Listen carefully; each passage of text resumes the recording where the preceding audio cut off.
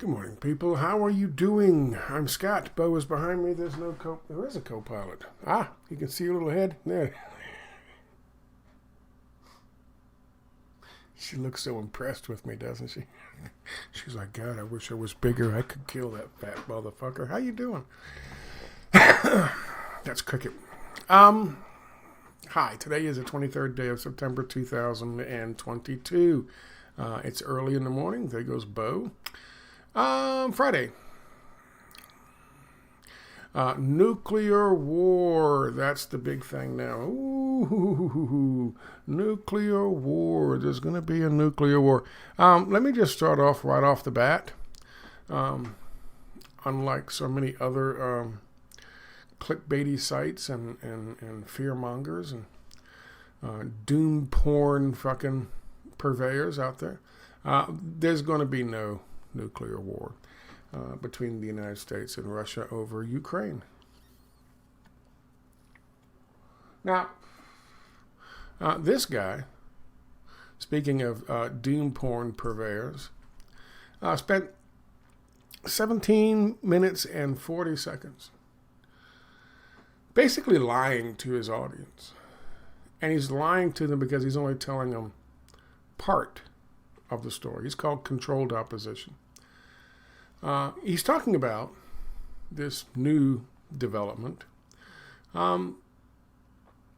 where we are claiming that evil Putin, and of course he calls him evil like 15 times in this thing. Evil Putin is threatening to use nuclear weapons on the United States and on Ukraine. That did not happen.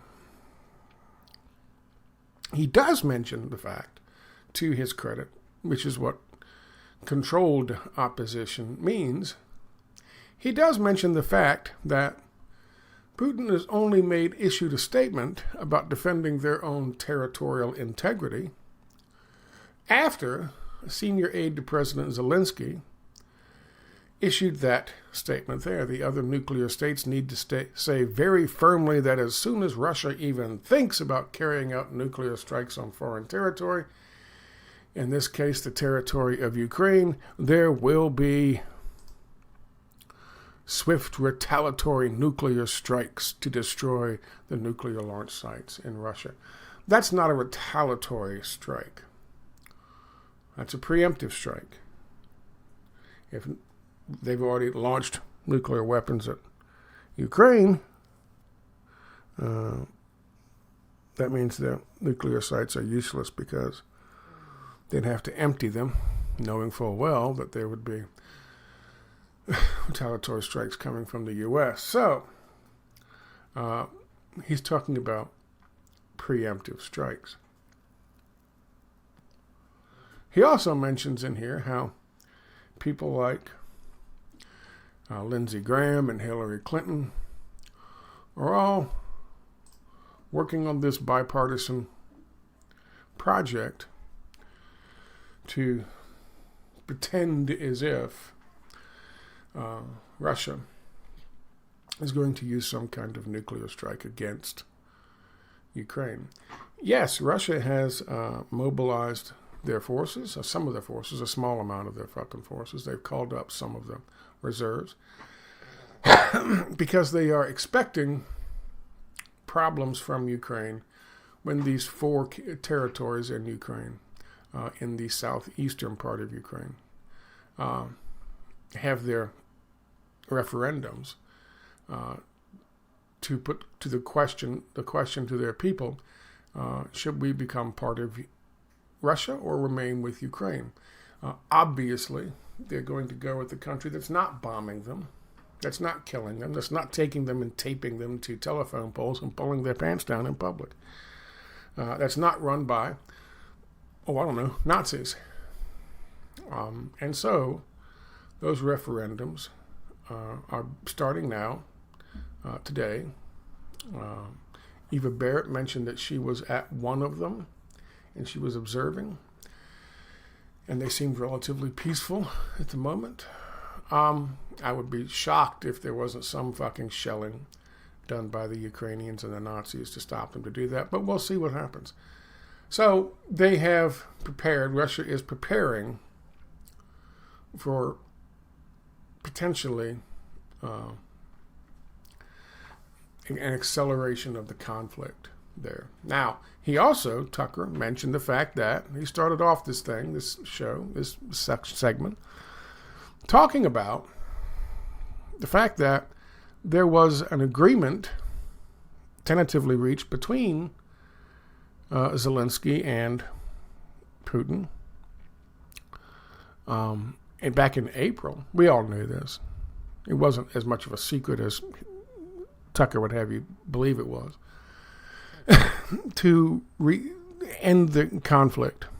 And they had agreed to terms. Of course, he rightly points out, we stopped that. We stopped that, according to Tucker, because we wanted to regime change Russia. We wanted to put so much pressure on Russia with this new Afghanistan that we would be able to regime change Russia. He doesn't mention what we were doing in Afghanistan, I guess, because that would mean he has to admit that we ran Al-Qaeda and the Mujahideen from the very beginning. We created them because Afghanistan's leadership got too close to the Soviet Union back in the day. Anyway, so, but his theory is, the story is, to him, throughout the whole 17 minutes and 40 seconds of the 17-minute and 44-second segment, is that the whole purpose of this was to destabilize Russia and force a regime change.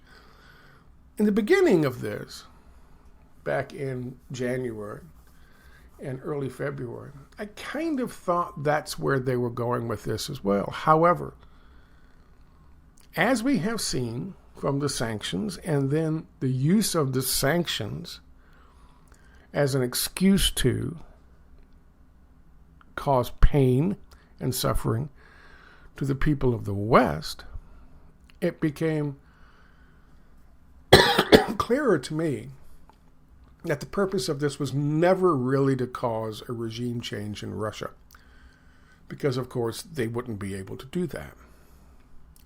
The purpose was to regime change the countries of the West. And I have been talking about that for quite some time. He goes on for 7 minutes and 40 seconds telling his people that it was all about regime change in Russia. And then, at the very end, of course, showing you nice little scary doom porn fucking images. But then at the very end, he says something interesting. Have a listen. This is complete craziness. This is a, quote, strategy that could very easily bring the total destruction of the West, and soon. And maybe that's the point.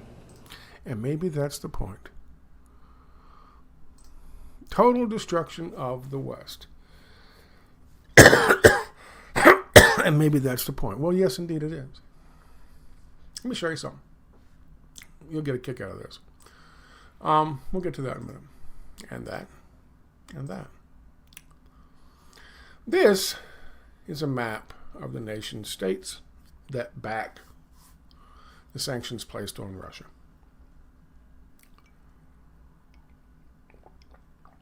Let me ask you a question. Would anybody, knowing that going in to this sanction program, would anybody think that those nations, if they decided to impose sanctions against Russia, that those nations would be, in fact, enough to cripple Russia's economy and bring about regime change in Russia? Of course not. There are far too many nations that are not taking part in the sanctions program for Russia to sell their products, be it the fucking grain or wheat or liquid natural gas or oil. There's far too many others. And whatever they were going to sell to the European Union They could easily turn right around and ship to South America, Central America, Mexico, the whole of Africa, and of course, this all-important region right here. Now, in the video, he mentions the fact that he seems to imply, Tucker Carlson does, that China is not on board with Russia when it comes to what's happening in Ukraine. That's just a flat-out lie, and it's based on some discussions that were held at the SCO Summit, Shanghai Cooperation Organization. This was from September 21st, from Asia Times. The SCO Summit did not show what you think it showed. China did not rebuke Russia. It endorsed its allies' current modus operandi and left room for even greater expansion. There's no daylight between these two allies, none whatsoever. So let's not start pretending that somehow the pressure is on Putin and even China is turning their back on them. That's a lie. It's not true. This is a very important area. Let me explain why. Back in the day, I started looking into the world island theory, which goes back to Mackinder. And it was picked up by Zygmunt Brzezinski, which is where I came into contact with it, looking at the grand chessboard. And this is an area that is sometimes referred to here. It's Brzezinski's Eurasian Balkans, but it's also been referred to as the world island, and I believe Mackinder did that. The idea here is, well, this whole thing is really the world island. This is, of course, the heartland, and the whole idea is this. Throughout the world, this is the singularly most important area. For one thing, it's got the most oil reserves. For another thing, it's centrally located to a vast number of fucking people. And to control the world island, which is what the grand chessboard, Zygmunt Brzezinski's grand chessboard, was all about, to control it would mean you would control the entire world. This image is brought to you by Global Research back in 2007, which is around the time I started looking into it and reading up on it. This is an interesting, very interesting, and very timely map. It was put together by Zygmunt Brzezinski back in the day when he was writing about the grand chessboard. And here is the idea behind this. He saw that we had an influence in these American zones and control of these American zones. And really, the EU would have control of the European zone. But, of course, that means they're tied in with us. So, if you look, all the rest of the fucking world outside of the world island is really in control, according to Brzezinski back then, of us. We have control of all of it, and we are going to use our influence in all of it in order to put pressure and create chaos in the world island, and from that chaos we'll be able to sneak in and slowly but surely pick off nation states and make them ours, put them under our control. This is the grand chessboard. Of course, it's ironic because all of these nation states that are buying into the sanctions, they're the ones in chaos now. But there's a reason for that as well. We'll discuss that in a second. That is the idea. That was the map. That was the battle map, the war map. as it has been raging and as they thought they had control. Here is the reality.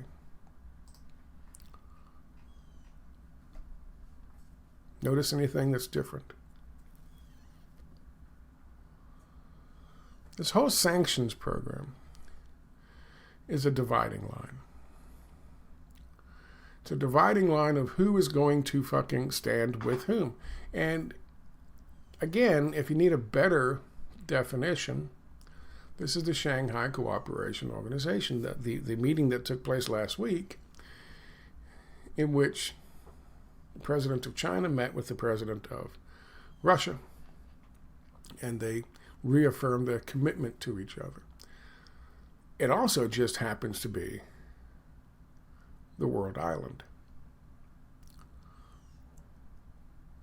As you can see, the Shanghai Cooperation Organization, a group that is dedicated to pushing back against the hegemony of the dollar and of our global hegemony.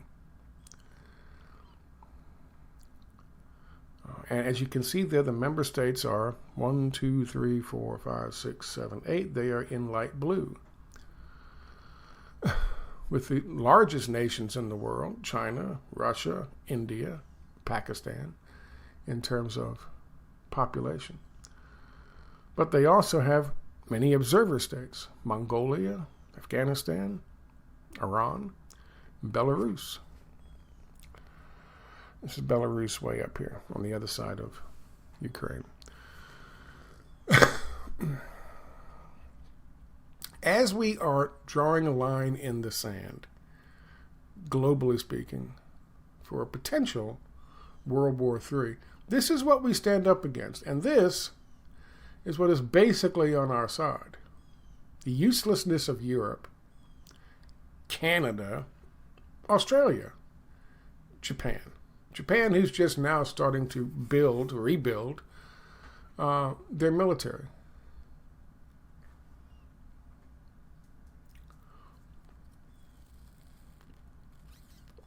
The rest of the world that is not in chaos stands with Russia on this key topic.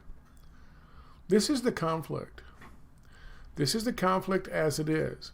This is the conflict as they thought it was going to be. We don't have any of this. We don't have this, Greenland.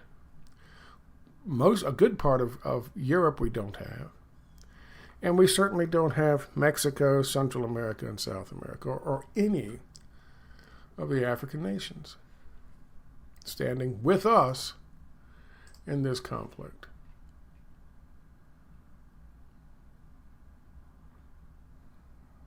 That's a big difference. Now, to understand this and to understand what he was talking about, why turn inward against ourselves? What does that do?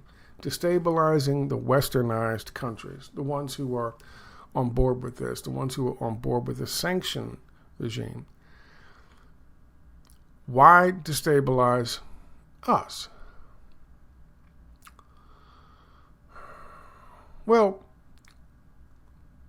this has to be a theory of mine, but it happens to be a theory of mine, but I believe it's accurate.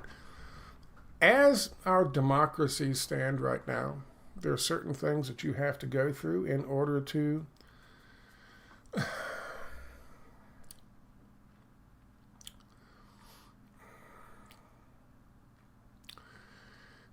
if the world, or a good part of it, a good part of the population at least, and a good part of the economic power of the world, has decided they're done with the dollar's hegemony and our control and our imposing the IMF loans on countries and nation states, so we can regime change them and get them locked into debt servitude. if we know that the majority of the world is turning against that and they are organizing so they can have strength in numbers to oppose us, then what we're going to do is, in my opinion, we're going to lock down, wall off our fucking selves with this small little number of fucking client states. And we will be a nation unto ourselves. All of these red countries. A nation unto ourselves in which these oligarchs and businesses will be literally allowed to get away with whatever they want. And all of our citizenry will basically be indentured servants and slaves. And the rest of the world will go on in whatever capacity they're going to go on. Probably in the capacity that we believed we would be going in, evolving as a democratic republic. They're going to move on in that direction, in a truly more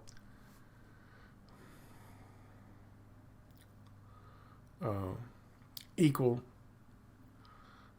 pursuit of how people live in the economies. Whereas we will be pariah state. We will be one large pariah state where our oligarchs and billionaires and businesses dictate every aspect of our lives. The good news here is that's not the whole world. And as you can see, it's not even the majority of it. It's not all of humanity.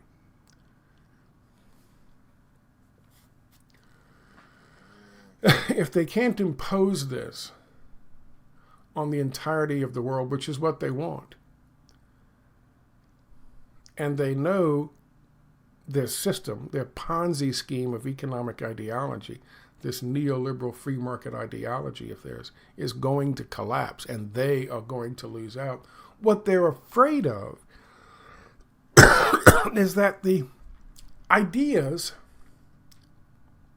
of regulated market capitalism and real democratic republicanism, democracy, will bleed from these fucking nation states into us. So they're going to take whatever they can and impose everything they can to make sure that we don't have the ability to talk about the possibility of living a different way, of running our economy and our government a different way.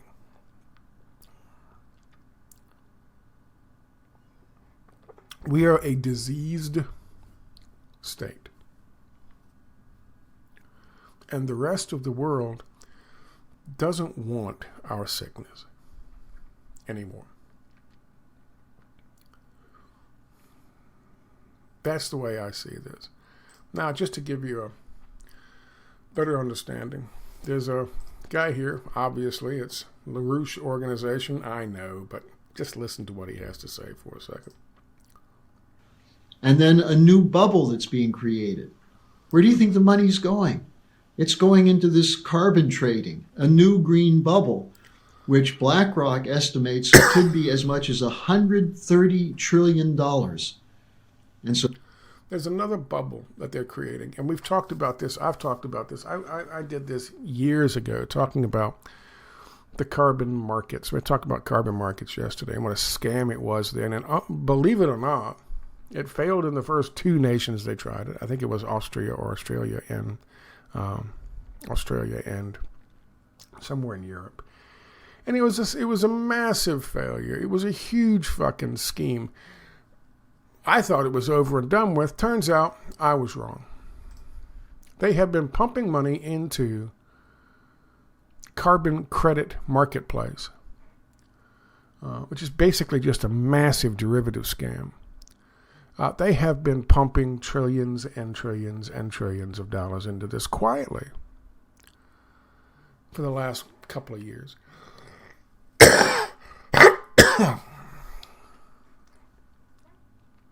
All because of global warming. Corporations can buy carbon credits, and they can use the carbon credits that they buy from somebody else because they don't produce as much carbon as supposed to, so they get carbon credits, and they have extra carbon credits, and they can sell the extra carbon credits. And then the big polluters will buy the carbon credits, and they're these idiotic fucking marketplaces, and I told you about this before, and they're thinking about, and they're already, the World Economic Forum is talking about personal carbon credit markets. And using, of course, these apps on your phone to tell you how you've used too much carbon this week. You've got some extra carbon credits. You want to sell them on the carbon market. They'll give you 38 cents for them. And I told you what a scam it was going to be. Little did I know, they're already in the process, and there's a new carbon credit marketplace opening up by someone called Salesforce. It's a cloud. Salesforce is opening up this multi-billion-dollar fucking carbon credit marketplace, and you'll be able to buy and sell carbon credits from trusted partners with third-party verification. Remember the third-party verification when they did the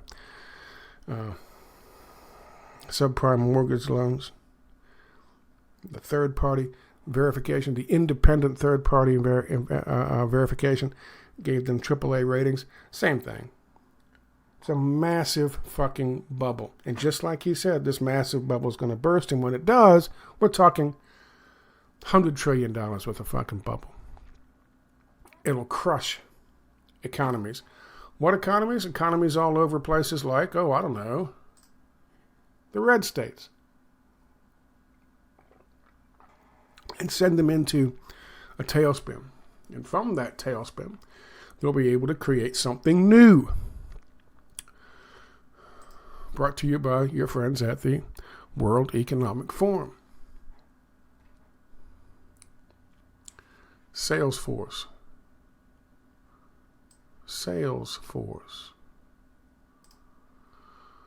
World Economic Forum Leadership and Governance. Mark Benioff, Chairman and Co-Chief Executive Officer of Salesforce.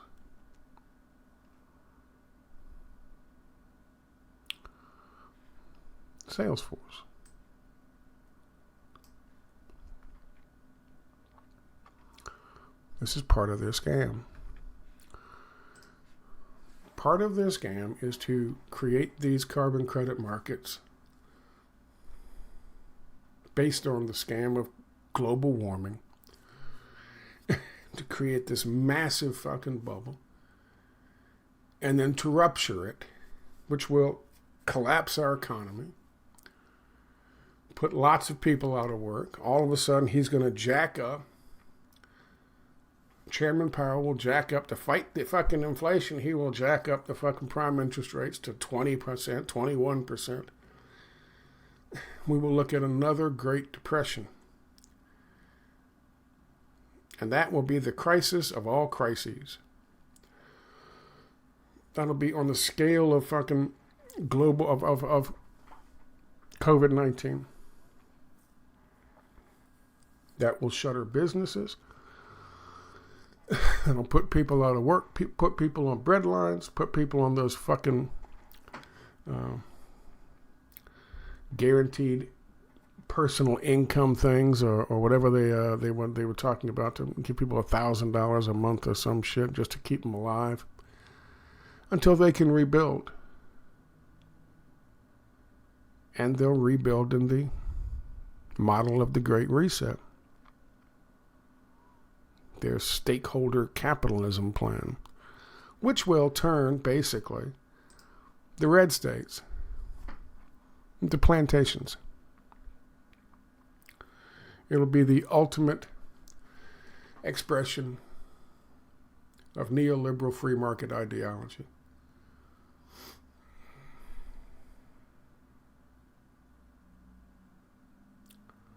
And that's what the plan is. It has nothing to do with nuking fucking Russia.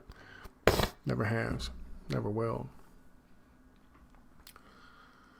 We won't even get into a shooting war with Russia. Because the reality is, once you start up with something like that, you have no idea where it's going to lead. Plus, the people of Russia are like the people of Cuba in that regard. I mean, they took 20 million, 23 million of them died fucking pushing the goddamn Nazis out when it was the Soviet Union back in the day. They see us as, they see the West and the people in the Western leadership as Nazis because they are Nazis, because they're fucking using Nazis in Ukraine to fucking attack them in the first goddamn place. So, they would never, 23 million would be nothing in this day and age. They would sacrifice 100 million to maintain the sovereignty of Russia, as they should, as we would. Here in the United States. So do not be concerned with fucking Tucker Carlson's doom porn and images of fucking missiles crossing each other. It's the same thing as fucking Alex Jones in 2000 telling people the Russians have already launched missiles over the North Pole. Some stupid shit. That's not the issue. The truth, the reality, is much scarier than that. These people have been planning this shit. These people have been planning for this fight, for this domination, for a very long time. And they are failing. This is what they thought they would have. This is what they have.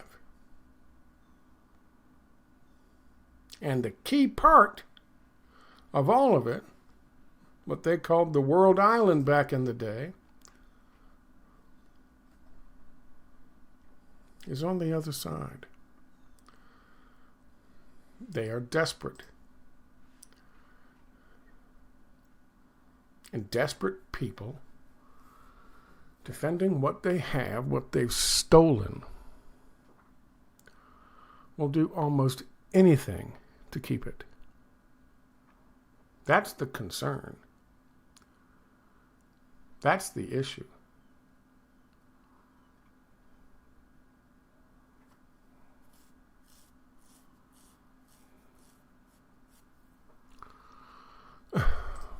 Their plan, their ideology has failed. The Ponzi scheme of their economic ideology, their economic structure, is baseless. It's a pyramid built on sand. It's collapsing. And they know it. And China, and Russia, and India, and Iran, and all these other countries know it as well. That is what Tucker Carlson should have been telling his viewers. There's going to be a collapse. And they're bringing it on, because they know it's the only way for them to maintain power. If you want to rebuild something in your own fucking image, I'll give you a prime example. Shock and awe in Iraq in 2003. They were laying out plans in the White House the week after moving in 2001. Dick Cheney and the Energy Commission looked that up, figuring out which businesses, which oil businesses and energy businesses would get which fucking fields in Iraq and which fucking reserves of pockets of fucking oil, natural reserves in the fucking ground. They were doing that, planning that out in January, early February, in the White House. If you want to rebuild something, the first thing you have to do is tear down what's already there. And that is what we have done in country after country after country after country. The whole purpose of Ukraine was not about regime changing Russia. If for some reason Putin flipped out and said, I can't handle the stress, and ran off, they would be happy with that. But they never expected to get the whole world involved in the fucking sanctions. No matter how the press puts it, no matter how the fucking government puts it, They never expected the whole world to be on board with us. They knew they weren't going to regime change Russia, but they did it anyway. And they've been maintaining it ever since. Not just so they could launder all this fucking money and send all these weapons to different places all around the fucking world. They did it because they wanted to use that as justification to collapse the economies here,